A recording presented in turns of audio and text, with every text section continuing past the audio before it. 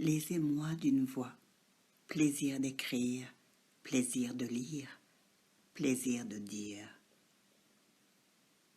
L'émotion ressentie et partagée, tout est là. Et le plaisir, le plaisir, le plaisir. C'est elle qui vous parle. Elle, E majuscule, 2 L, E, c'est ainsi qu'on la nomme. C'est ainsi qu'elle se nomme. Elle vous conte des histoires de vie qui nous rassemblent tous, avec l'amour pour fil conducteur. Nous faire vibrer par le seul instrument de la voix, chuchotante, impérieuse, rauque, tonitruante, éraillée. Et de préférence, douce à l'écoute. Comment pourrait-il en être autrement pour parler d'amour?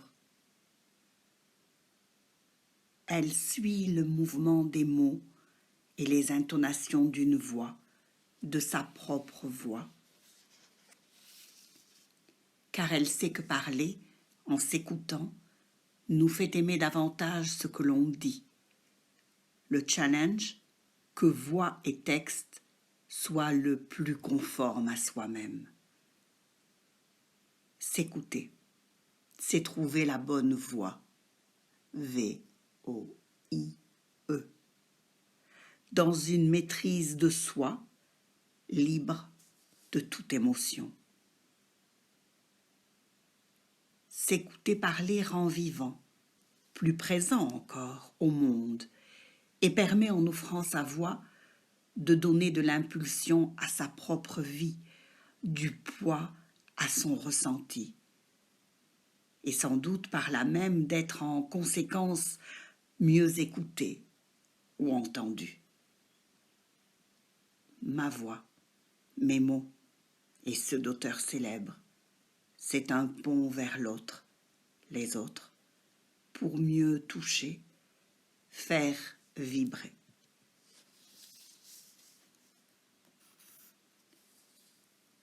Auditeur curieux, timide tout d'abord, intéressé ou pas, et toujours bienveillant, elle s'adresse à toi. Ne reste pas sur le pas de la porte, franchis-la si le cœur t'en dit.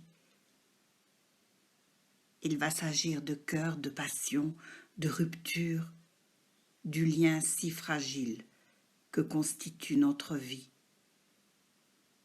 et de celui que l'on tisse inexorablement avec l'autre, divin ou humain, vivant tel qu'il soit.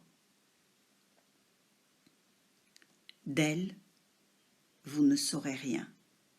Des bracelets qui teintent à son bras, des bagues à tous les doigts, une voix et des baisers sur un front brûlant, pour rêver à la femme fatale qu'elle aurait pu incarner. Laissons le rêve opérer. Elle vous parle et vous fait entrer dans le tourbillon de la vie, dans le tourbillon de sa vie, dont extrait pour mémoire. Elle avait des bagues à chaque doigt, des tas de bracelets autour des poignets, et puis elle chantait avec une voix qui sitôt m'enjôla. Elle avait des yeux d'opale qui me fascinaient, qui me fascinaient. Il y avait l'ovale de son visage pâle, de femme fatale qui me fut fatale, de femme fatale qui me fut fatale. On s'est connus, on s'est reconnus, on s'est perdu de vue, on s'est reperdu de vue, on s'est retrouvés, on s'est réchauffés, puis on s'est séparés. Chacun pour soi est reparti dans le tourbillon de la vie. Je l'ai revu un soir. Aïe, aïe, aïe. Ça fait déjà un fameux bail. Ça fait déjà un fameux bail. Au son des banjos, je l'ai reconnu. Ce curieux sourire qui m'avait tant plu. Sa voix si fatale, son beau visage pâle, m'émurent plus que jamais. Je me suis saoulée en l'écoutant. L'alcool fait oublier le temps. Je me suis réveillée en sentant des baisers sur mon front brûlant, des baisers sur mon front brûlant.